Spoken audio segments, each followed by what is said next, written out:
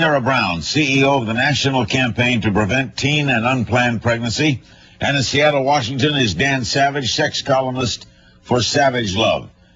Bristol Palin says that comments she made about abstinence earlier this year were taken out of context. Here's what she said about it today and back in February. Judge for yourself, and then we'll get into it with our panel. Go. Everyone should be abstinent or whatever, but it's not realistic at all.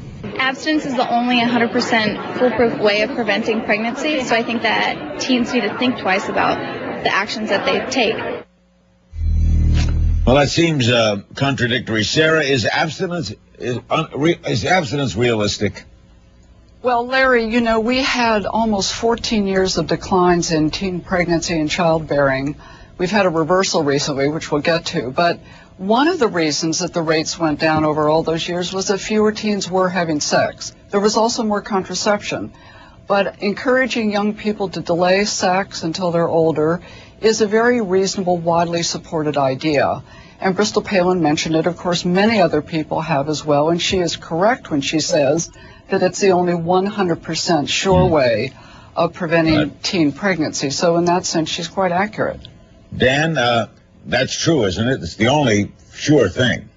Besides oral sex, besides mutual masturbation, besides fantasy play, besides anal sex, a lot of teens who've had abstinence-only sex education, not comprehensive sex education, but sex education was abstinence-only. Another study has shown that a lot of these kids are resorting or engaging in anal sex as a strategy to preserve their virginities.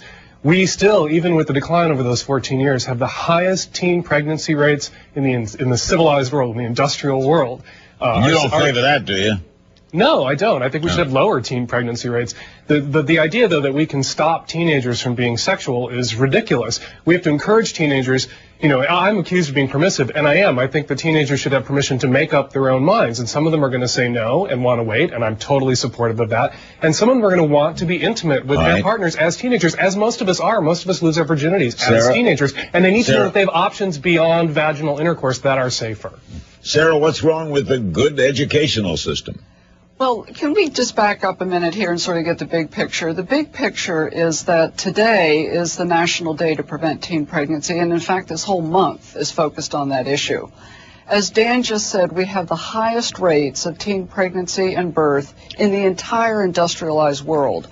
And so events like today and other things that focus the nation's attention on this problem, these are a good thing. Now, of course, people disagree about some of the remedies and how to talk about it. But I first want to commend you, Larry, for shining a spotlight on this. Now, what I thought one of the most important things Bristol Palin said today was that she loves her son dearly, but she wished she had waited to start her family. I have talked to literally hundreds of teen mothers over the years, and I will tell you she's very typical in that message.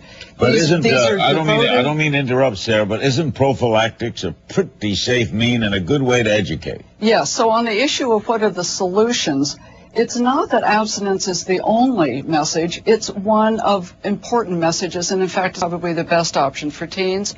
But we have some good science and research here. The programs that help teens prevent teen pregnancy do encourage them to delay sex. They also give them good information about condoms and contraception. That's a different story. That's good comprehensive sex education, which I support and we agree on. That's right. The problem is kids who've had abstinence-only education become sexually active 6 months to 9 months later than kids who've had comprehensive. Yes, and when they do, they're less likely to use condoms, more likely to get pregnant, as Bristol Palin did. I think she's the wrong messenger. The person teenagers need to hear from are teenagers, people who are adults now, who were sexually active as teenagers and used condoms and used birth control or engaged in non-vaginal intercourse to put them at risk for teen pregnancy. By the way, hold it, guys. Their stories. By the way, Levi Johnston, the father of Bristol's baby, spoke about the abstinence issue when he was on this show. Watch. We have an email question from Walt in Tarpon Springs, Florida.